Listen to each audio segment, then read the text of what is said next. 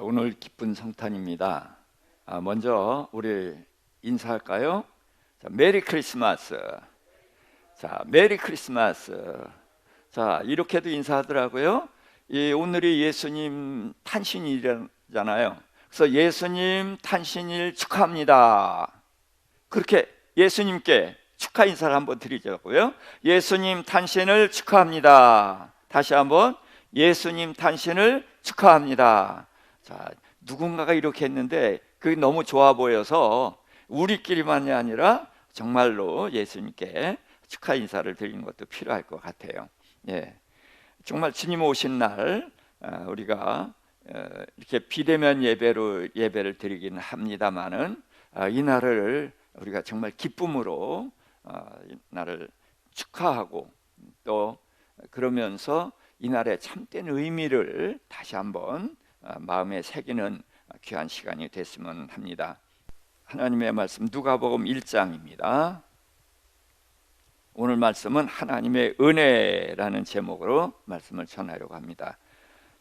1장 1절부터 13절까지입니다. 한 목소리로 우리 중에 이루어진 사실에 대하여 처음부터 목격자와 말씀에 일꾼된 자들이 전하여 준 그대로 내력을 저술하려고 붓을 든 사람이 많은지라 그 모든 일을 근원부터 자세히 미루어 살핀 나도 데오빌로 각하에게 차례대로 써보내는 것이 좋은 줄 알았노니 이는 각하가 알고 있는 바를 더 확실하게 하려 함이로라. 유대왕 헤롯 때에 아비야 반열의 제사장 한 사람이 있었으니 이름은 사가랴요 그의 아내는 아론의 자손이니 이름은 엘리사벳이라. 이 두 사람이 하나님 앞에 의인이니 주의 모든 계명과 규례대로 흠이 없이 행하더라. 엘리사벳이 잉태를 못함으로 그들에게 자식이 없고 두 사람의 나이가 많더라. 마침 사가랴가 그 반열의 차례대로 하나님 앞에서 제사장의 직무를 행할세 제사장의 전례를 따라 제비를 뽑아 주의 성전에 들어가 분향하고 모든 백성은 그 분향하는 시간에 밖에서 기도하더니 주의 사자가 그에게 나타나 향단 우편에 선지라. 사가랴가 보고 놀라며 무서워하니 천사가 그에게 이르되 사가랴여 무서워하지 말라. 너의 간구함이 들린지라. 내 아내 엘리사벳이 내게 아들을 낳아주리니 그 이름을 요한이라 하라. 아멘. 자, 예수님의 탄생을 기념하는 오늘 왜 요한의 출생 이야기를 할까요? 그런데 하나님의 이 신비는 곳곳에 이렇게 숨겨져 있고 담겨져 있습니다. 그래서 그것을 우리가 함께 생각하면서 좀 더 넓게 성탄절의 의미를 생각해 봤으면 좋겠습니다. 자, 세례 요한, 침례 요한이 누구인가? 그는 구약과 신약을 연결하는 인물이라 이렇게 하면 좋을 것 같아요. 자, 말라기서 4장 5, 6절 함께 읽을까요? 보라, 여호와의 크고 두려운 날에 이르기 전에 내가 선지자 엘리야를 너에게 보내리니 그가 아버지의 마음을 자녀에게로 돌이키게 하고 자녀들의 마음을 그들의 아버지에게로 돌이키게 하리라. 돌이키지 아니하면 두렵건대 내가 와서 저주로 그 땅을 칠까 하노라. 그래서 자, 성경 구약 성경의 제일 마지막이 말라기서잖아요. 말라기서가 4장밖에 없고 4장 5절 6절이 끝입니다. 그래서 구약 성경 제일 끝에 엘리야가 오리라 이렇게 말씀을 하셨거든요. 그리고서 400년 동안 하나님의 선지자를 보낸 일도 없고 아무런 이적도 없고 그런 400년이 지나갔어요. 그래서 그때를 암흑기라고 하거든요.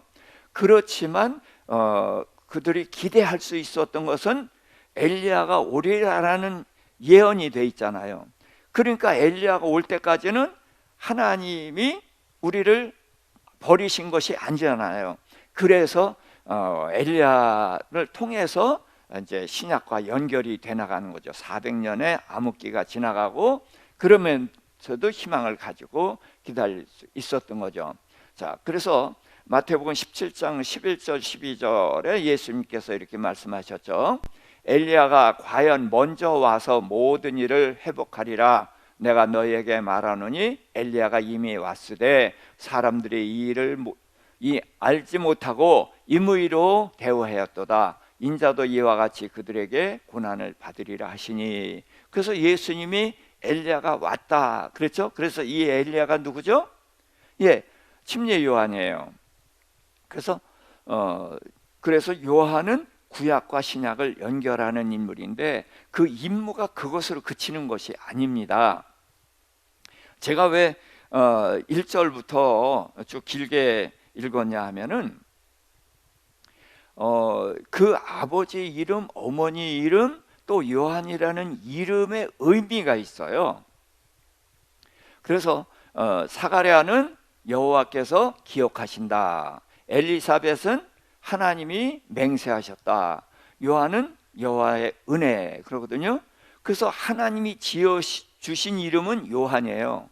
근데 사가랴와 엘리사벳이란 이름은 그 부모들이 지었단 말이에요.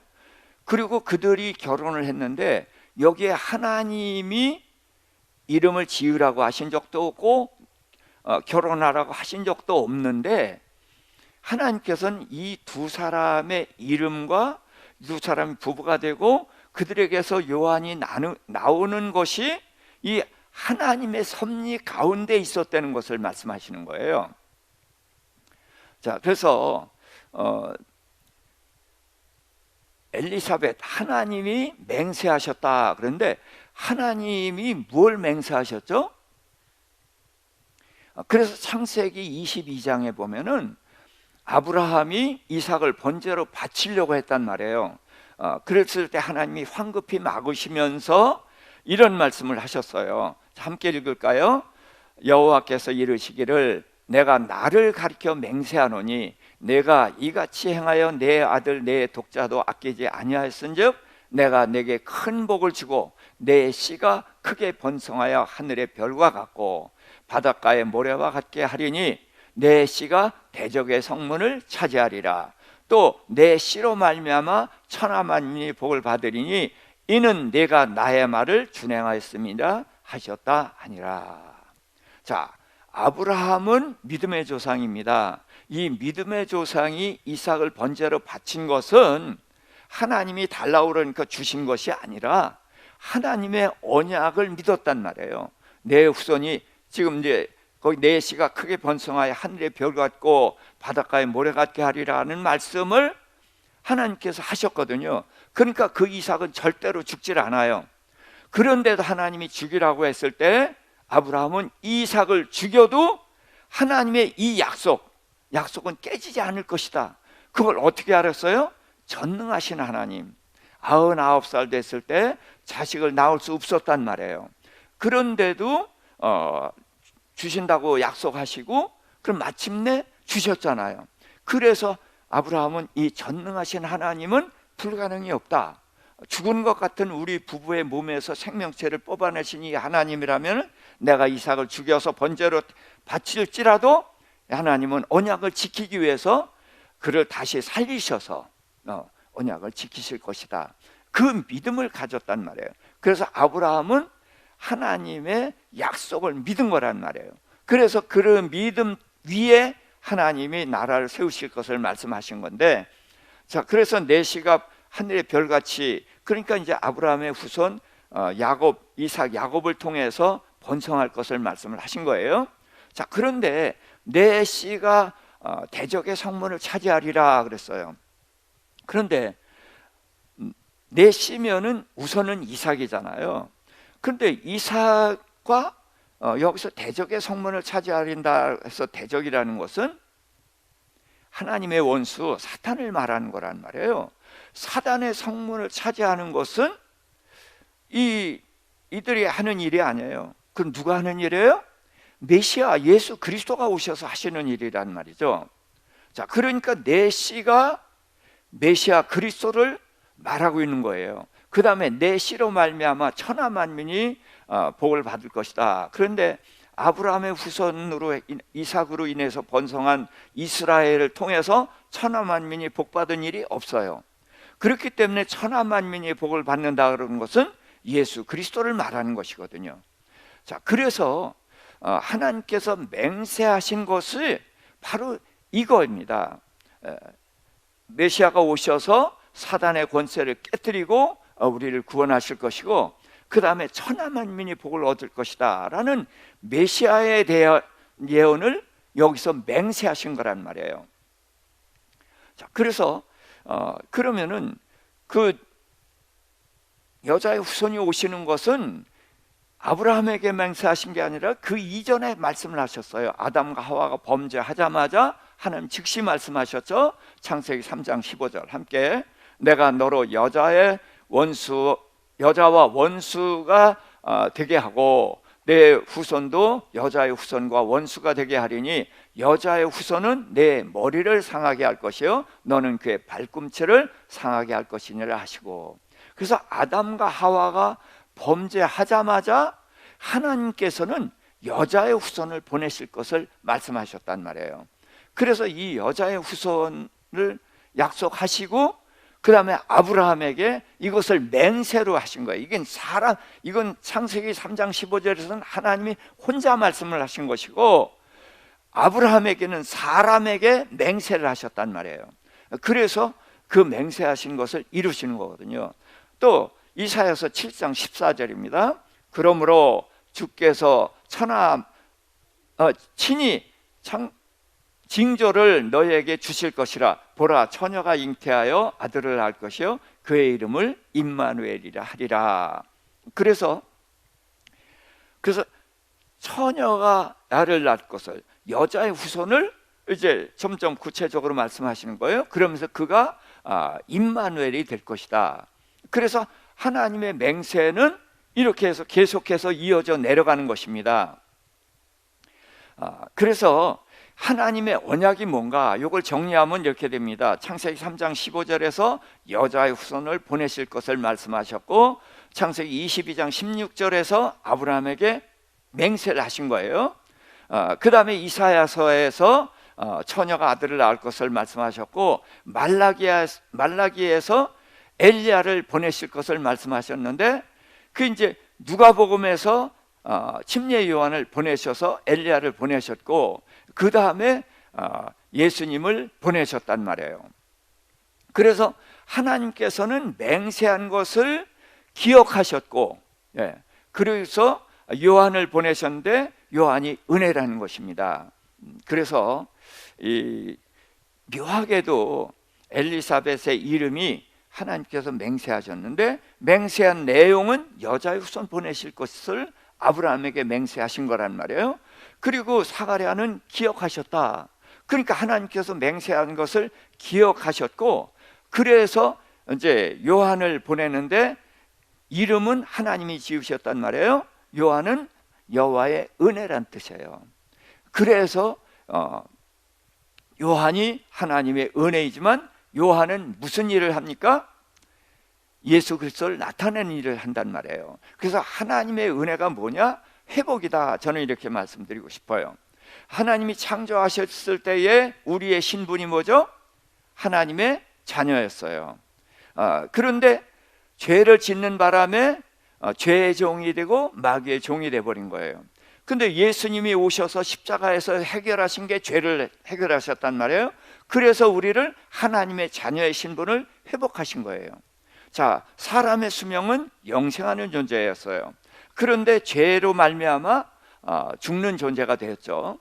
그런데 예수 그리스도가 죄를 해결하심으로 인해서 우리는 부활해서 영생하는 존재가 됐단 말이에요.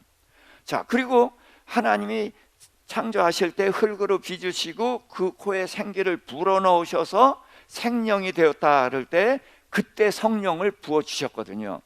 그런데 창세기 6장 3절에 그 성령이 떠나셨단 말이에요. 근데 예수님이 부활하신 다음에 제자들에게 나타나셔가지고 후 하고 숨을 내쉬며 성령을 받으라 그랬잖아요. 그럼 그때 성령을 받아요? 못 받아요. 예수님이 가신 후에 오순절에 오신단 말이에요. 그렇지만 예수님이 죄를 해결했기 때문에 성령이 오시는 것은 기정사실화되었잖아요.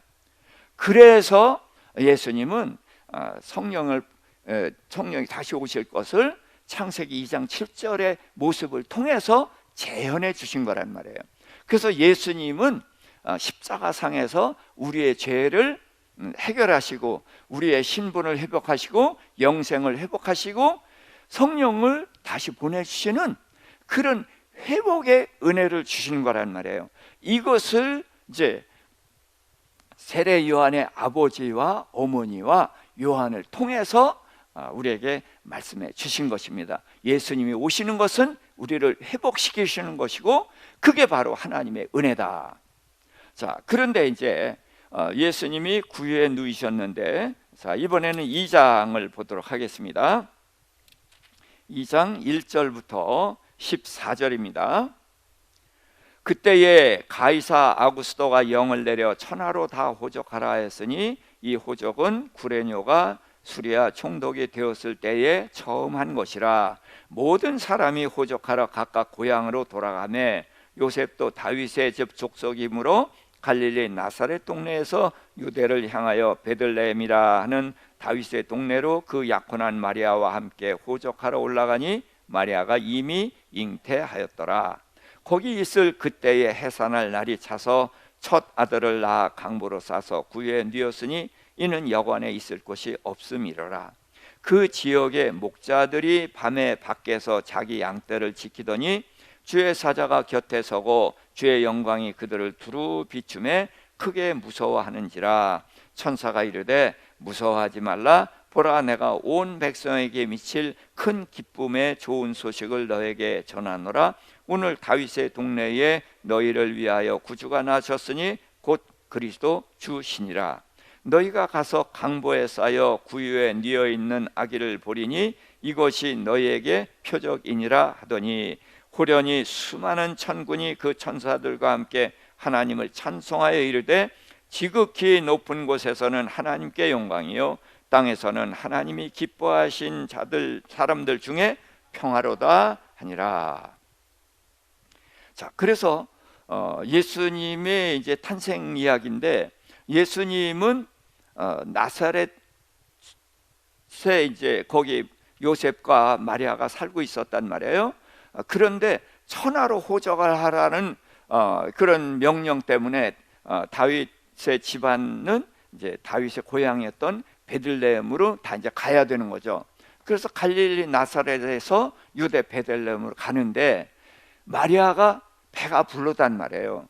그러니까 먼 길을 오니까 걸음이 더디어서 베들레헴에 왔을 때는 이미 여관엔 집집마다 사람이 꽉 찬 거예요. 왜? 다윗의 집이 번성했으니까 그 후손들이 많잖아요.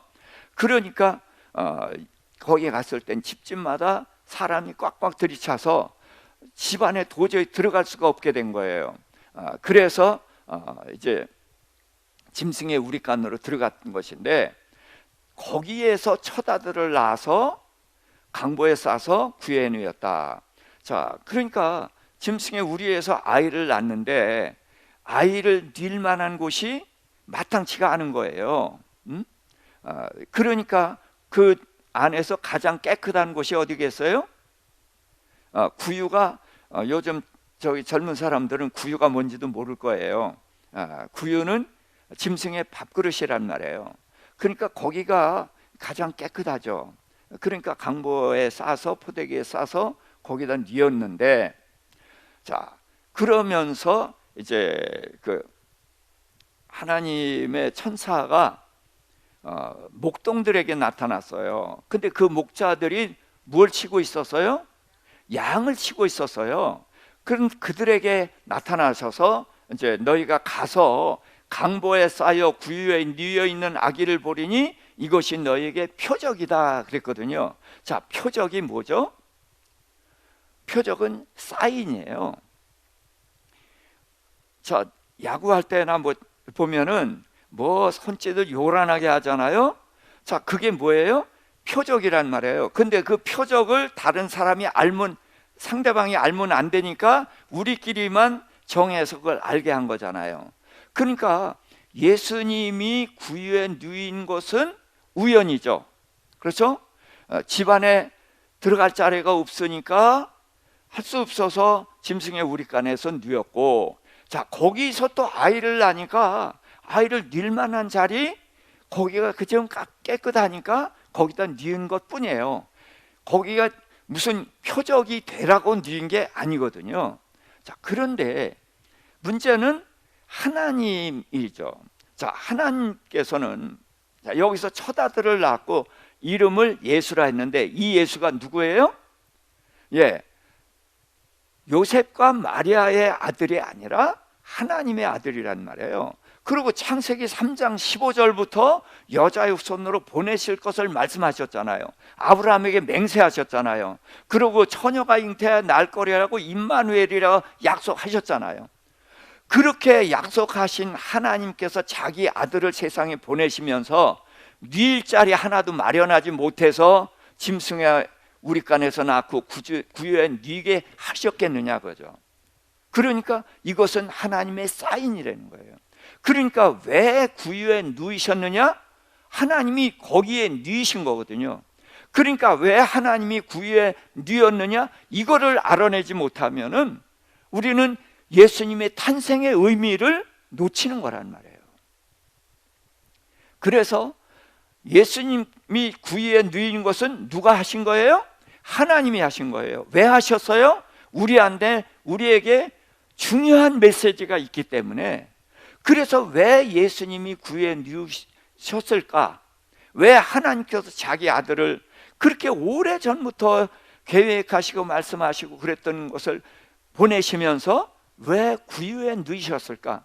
이 생각은 반드시 해봐야 되는 거라는 거죠. 자, 미가서 5장 2절입니다. 베들레헴 에브라다야, 너는 유다 족속 중에 작을지라도 이스라엘을 다스릴 자라가 내게서 내게로 나올 것이라. 그의 근본은 상고의 영원에 있느니라. 자, 그러니까 예수님이 태어날 장소도 이미 예언해 놓으셨단 말이에요. 그것이 베들레헴 에브라다거든요. 자, 근데 이 베들레헴 에브라다의 뜻이 있어요. 자, 베들레헴이 무슨 뜻이죠? 예, 빵집입니다. 자, 유대인들은 빵을 주식으로 하니까 말을 우리식으로 바꾸면은 무슨 집이에요? 예, 밥집입니다. 근데 에브라다도 뜻이 있어요. 에브라다는 곡식 창고, 곡식의 땅, 이런 뜻의 이름이 있어요. 자, 그러니까 예수님이 누인 곳이 구유죠. 구유를 쉽게 다른 말로 바꾸면 뭐예요? 밥그릇이에요. 누구의 밥그릇이에요? 짐승의 밥그릇이죠. 자, 그러니까 저는 이제 마구간 말구유라고 하는 것을 굉장히 반대하는 사람인데, 왜냐하면 마구간 말구유면 예수님은 누구의 밥으로 오신 거예요? 말밥으로 오셨다는 거예요. 근데 예수님은 누구의 목자입니까? 예. 자, 신약 성경에는 말이 없습니다. 계시록에만 나오고. 자, 그리고 지금 천사가 나타난 목자, 그들이 예수님 탄생한 곳까지 온 목자들이 양의 목자들이라는 거예요. 그리고 예수님이 어떤 분인가? 요한복음 7장입니다. 그러므로 예수께서 다시 이르시되 내가 진실로 진실로 너에게 이르노니 나는 양의 문이다 그러셨고, 11절입니다. 나는 선한 목자라 선한 목자는 양을 위하여 목숨을 버리거니와. 자, 예수님은 양의 문이고 양들을 위해서 목숨을 버리는 양의 목자란 말이에요. 다윗도 시편에서 여호와는 나의 목자. 그럼 다윗은 뭐예요? 말이에요? 양이죠. 그래서 성경은 일관되게 그 백성들을 양으로 표현하고 있습니다. 그래서 예수님이 오신 것은 누구를 찾으러 오셨어요? 잃어버린 양을 찾으러 오셨단 말이에요. 자, 그래서 예수님이 누우신 곳, 태어난 곳은 양의 우리고, 마구간이면 사람 밟혀 죽어요.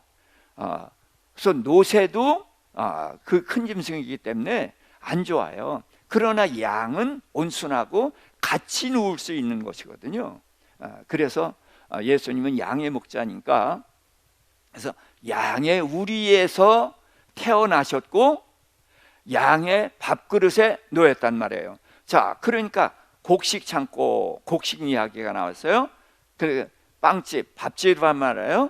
그리고 구유는 밥그릇이에요. 자, 그러니까 밥그릇에 누인 예수님은 뭐예요? 밥이에요. 그럼 누구의 밥이에요? 양의 밥입니다. 그럼 양이 누구예요? 양은 우리란 말이에요. 그래서 예수님은 우리의 양식으로 오셨어요. 자, 이렇게 되면은 이해가 다 되죠. 예수님은 우리에게 이걸 수도 없이 약속을 하셨어요. 자, 요한복음 6장 26절 27절입니다. 자, 이때는 예수님이 오병이의 기적을 베푸셨고 제자들을 배 태워서 떠나보내고 예수님 기도하러 산으로 올라가셨는데 이들을 다 흩어보냈는데 이들이 흩어지지 않고 기다리고 있었어요. 그러다가 이제 예수님은 밤중에 무리를 걸어서 제자들과 함께 떠났는데 이 사람들이 예수님을 기다리다가 없으니까 예수님 계신 곳까지 찾아왔어요. 왜? 예수님을 왕 삼으려고 왔단 말이에요. 자, 그때 예수님이 그들에게 이렇게 말씀을 하셨습니다. 내가 진실로 진실로 너희에게 이르노니 너희가 나를 찾는 것은 표적을 본 까닭이 아니요 떡을 먹고 배부른 까닭이로다. 자, 예수님께서 오병이어의 기적을 베푸셔서 배불리 먹여주셨죠. 근데 먹여주신 것이 배불리 먹여주시는 것이 목적이 아니었다는 거예요. 그거는 덤이고 그것을 통해서 말씀하시고 싶은 것이 있었다는 거예요. 그게 표적이란 말이에요.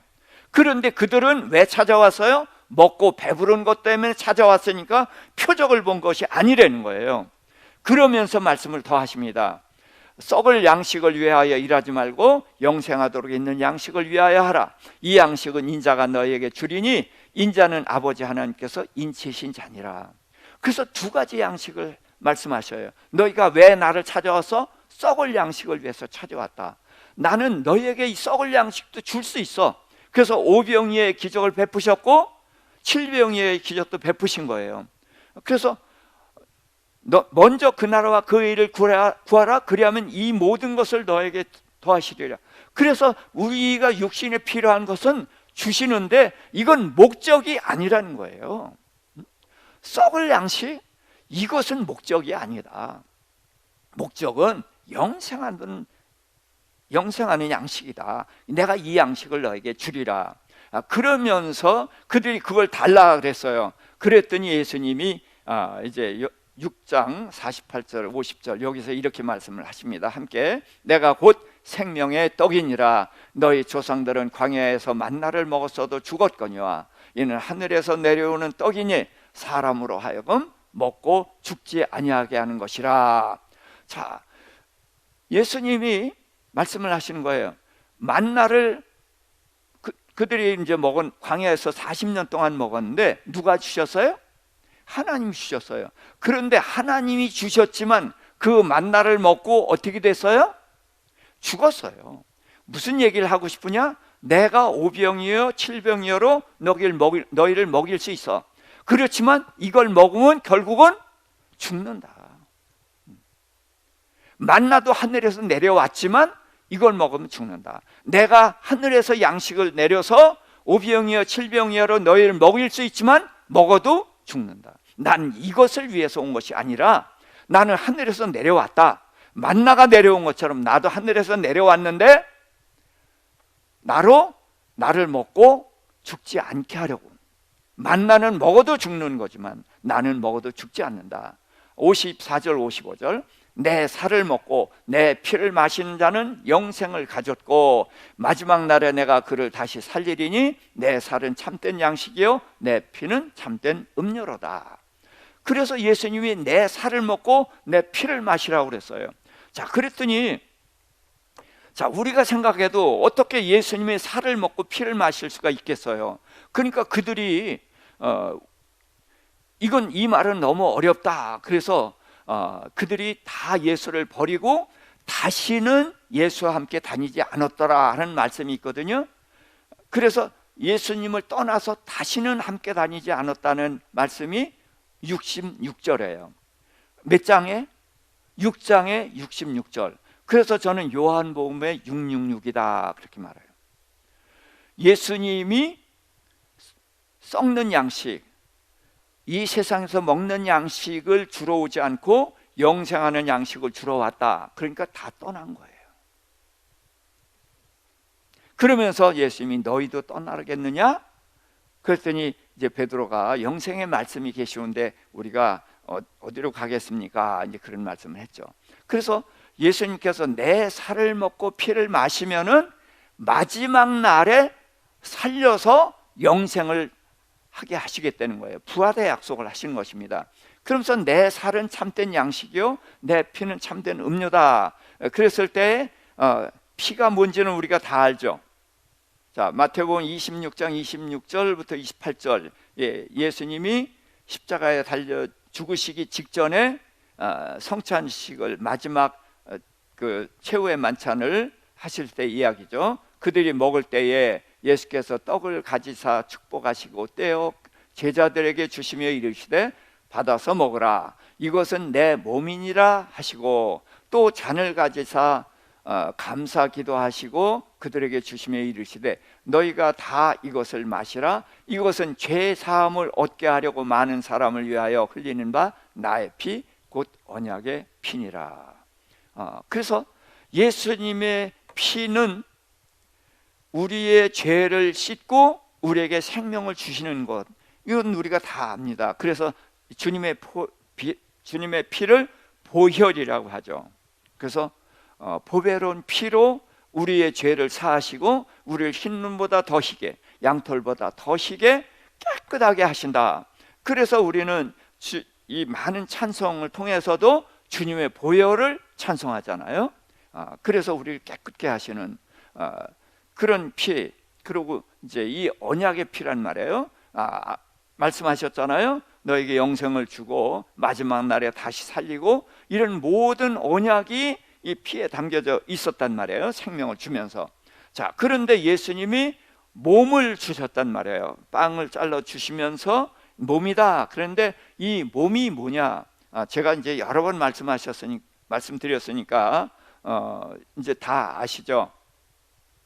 자, 그래서 신령한 양식으로 주셨는데 히브리서 9장 22절입니다. 율법을 따라 거의 모든 물건이 피로써 정결하게 되나니 피 흘림이 없은즉 사함이 없느니라. 그래서 예수님의 피는 우리를 깨끗게 하는 것이고 우리의 죄를 사하시는 거란 말이에요. 죄를 사하셔서 사망에서 생명으로 옮기게 해주셨고, 그리고 우리를 깨끗하게 해주셨어요. 자, 그런데 우리는 지나치게 이것을 강조하다 보니까 여기에 머물러 있는 것은 아니냐. 제가 늘 이 점을 제가 지적을 하고 있는 것이죠. 요한복음 1장 14절입니다. 시작. 말씀이 육신이 되어 우리 가운데 거하심에 우리가 그의 영광을 보니 아버지의 독생자의 영광이요 은혜와 진리가 충만하더라. 그래서 말씀이 육신이 됐단 말이에요. 그래서 예수님이 자기 몸을 먹으라는 것은 뭘 먹으라는 거예요? 말씀을 먹으라는 거예요. 그럼 이 말씀은 어떤 역할을 하냐? 디모데전서 4장 5절입니다. 하나님의 말씀과 기도로 거룩하여짐이라. 거룩이 나왔습니다. 자, 또 에베소서 5장 26절입니다. 이는 곧 물로 씻어 말씀으로 깨끗게 하사 거룩하게 하시고. 자, 물로 씻어서 말씀으로 거룩하게 깨끗하게 한다 그랬는데, 깨끗하게 하는 게 뭐의 역할이에요? 물이에요, 말씀이에요?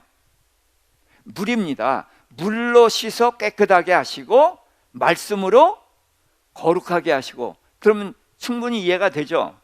그래서 위에도 말씀과 기도로 거룩하게 된다. 그래서 피는 깨끗하게 하는 것이고 말씀은 거룩하게 하는 것입니다. 그럼 거룩이 뭐죠? 거룩은 구별되다, 우리가 그렇게 말을 합니다만은 저는 다르다라는 쪽으로 강조를 합니다. 그래서 거룩이 뭐냐? 거룩은 말씀으로 달라지는 것을 거룩이라고 합니다. 지금 이제 제가 방과학교 아이들과 공부를 하는데 이 아이들한테 그런 얘기를 해주면 아주 재밌게 잘 들어요. 그래서 거룩이 뭐냐? 달라지는 거라는 거예요. 그래서 전에는 욕하고 싸우고 했었는데 지금은 안 하지. 그러면 대답들을 해요. 달라졌거든요, 아이들이. 그게 뭐야? 왜 안 해? 예수님 때문에. 그래, 예수님 뭐라고 하셨어요? 욕하고 싸우지 말라 그래서. 자, 그래서 말씀 때문에, 예수님 때문에 달라지는 게 이게 거룩인 거야. 자, 이 아이들이요, 집에 가서 공부를 굉장히 열심히 한다는 거예요. 그래서 이제 유 집사님이 너네들 말만 하는 거 아니야? 그랬더니 자기네들 공부하는 거를 사진 찍어서 올리고 그러면서 이제 엄마한테도 묻고 뭐 언니한테도 묻고 그렇게 열심히 묻고 그런 것을 이제 올린단 말이에요. 그러니까 이 아이들이 어떻게 됐어요? 달라졌어요. 그럼 왜 달라졌어요? 예수 믿고 달라졌단 말이에요. 이게 거룩입니다. 스스로 공부하고 전에 하던 짓들을 안 하고 뭔가 달라진단 말이에요. 그러니까 아이들이 이렇게 달라진 게 뭐예요? 이게 거룩입니다. 그래서 오늘날 우리 기독교가 이렇게 사람들에게 밟히다시피 되는 것이 뭡니까? 너희는 세상의 소금이요 너희는 세상의 빛이라 그랬단 말이에요. 소금은 짠맛을 냅니다. 짠맛을 낸다고 하지만 모든 것의 맛은 소금이 들어가지 않은 맛이 나질 않습니다. 단맛도요 소금이 들어가야 제바로 달아요. 그래서 소금은 맛을 내는 것입니다. 그리고 소금은 대치품이 없어요.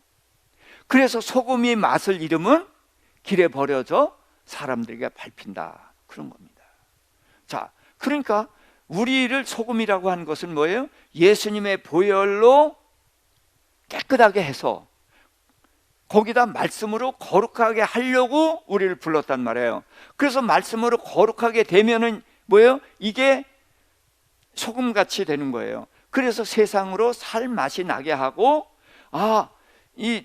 저렇게 사는 것이 진짜 사는 것이구나 하는 인생에 사는 맛을 우리가 보여줘야 되는 건데 우리가 그 맛을 드러내지 못하다 보니까 이제 사람들에게 비난당하는 그런 것이 됐던 거죠.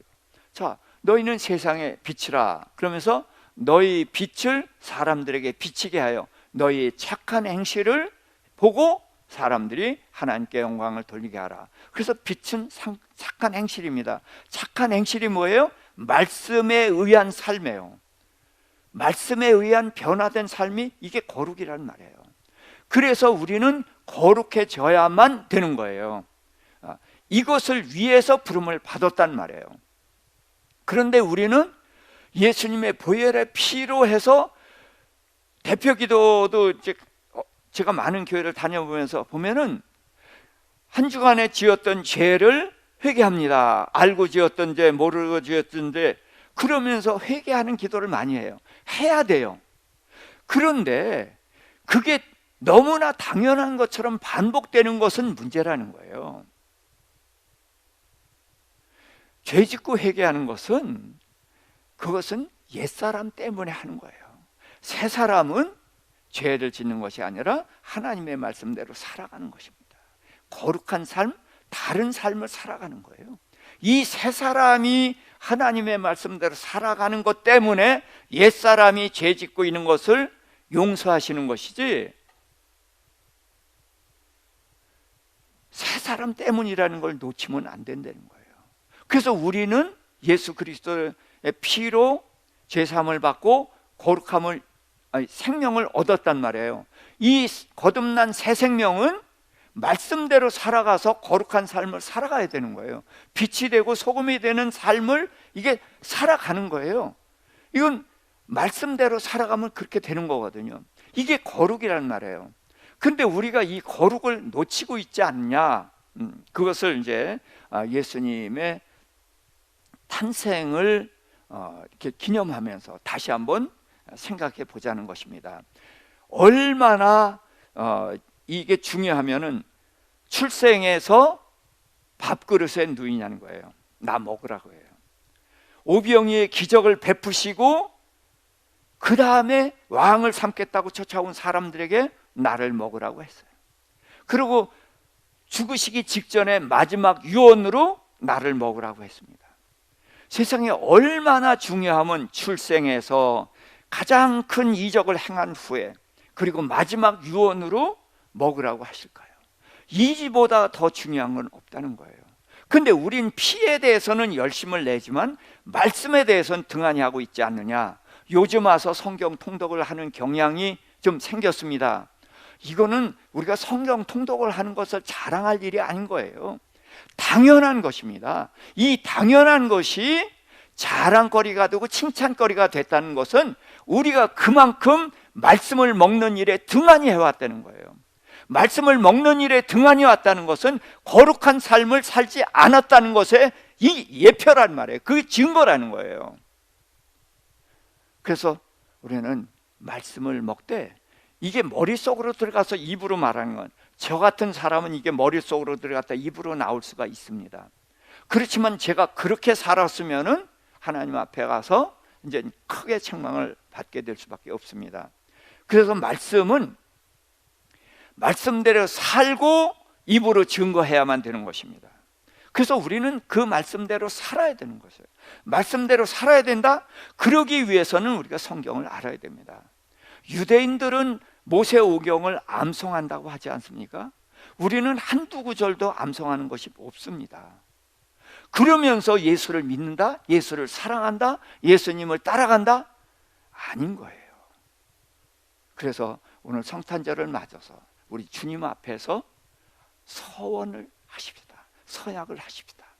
이제 예수님의 보혈의 피로 씻어주시는 것은 말씀으로 거룩해지기 위한 것이라는 것을 알았으니까 이제부터는 성경을 부지런히 읽고 통독하는 것을 자랑으로 여길 것이나 당연한 것으로, 그리고 성경 구절 암송도 하고, 그렇게 해서 주님이 그토록 간곡히 부탁하신 것, 출생하면서 구유에 누이셔서 보십시오. 하나님의 아들이 그렇게 창세기 3장 15절에서부터 약속하셨던 그 아들을 보내시면서 구유에 누이시게 하셨단 말이에요.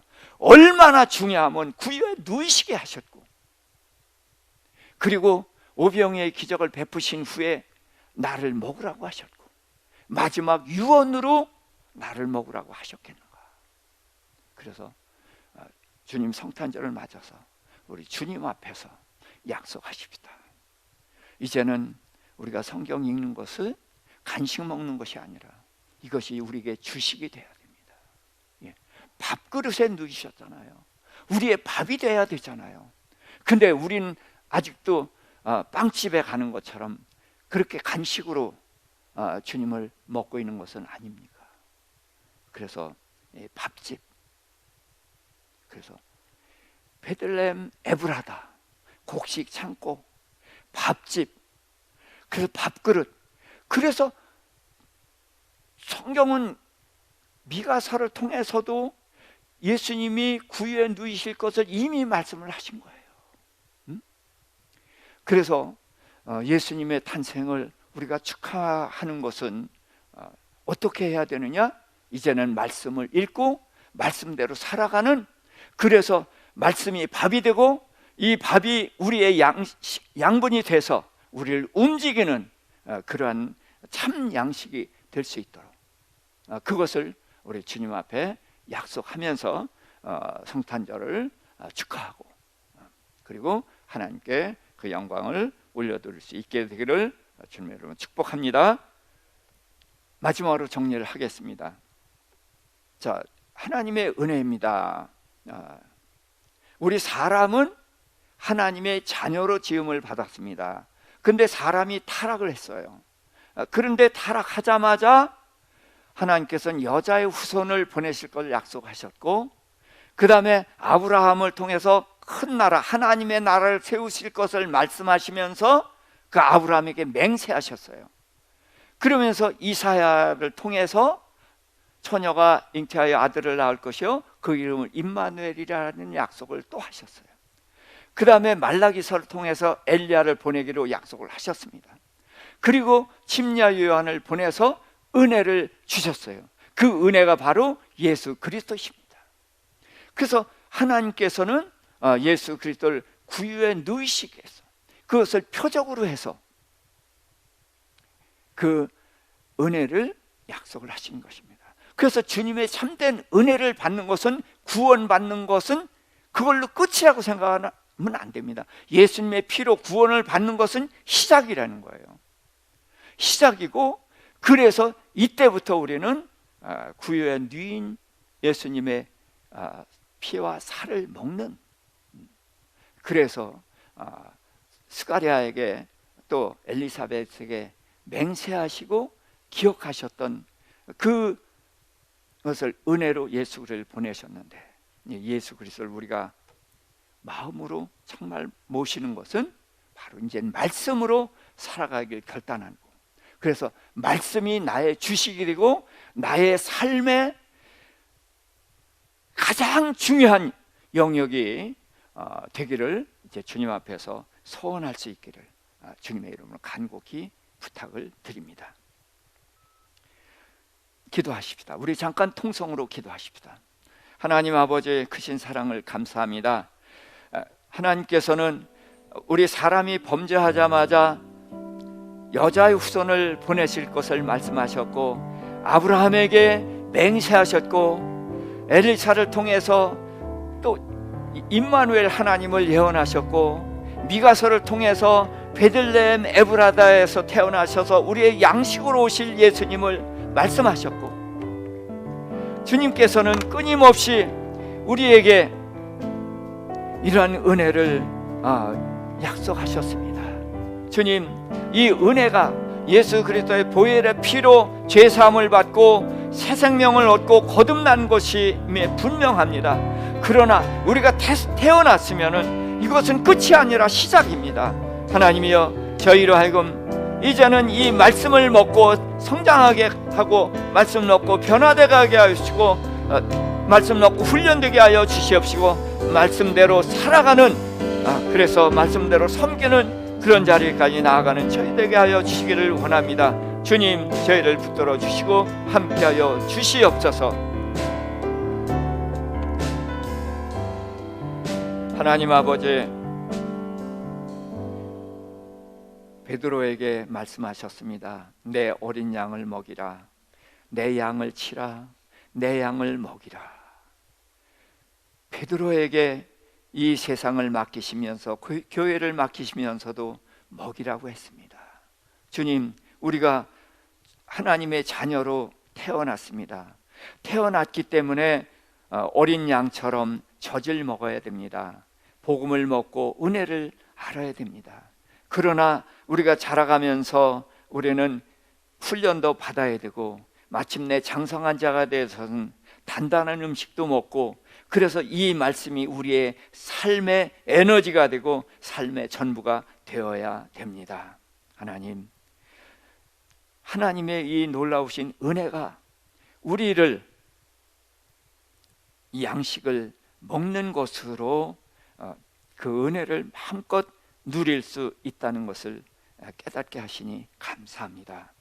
이제는 우리에게 간식이 아니라 주식이 되게 하여 주시옵시고, 이 말씀을 주야로 묵상하며 그 가운데 기록된 대로 지켜 행하는 저희들 다 되게 하여 주시옵소서. 예수님의 이름으로 기도합니다. 아멘.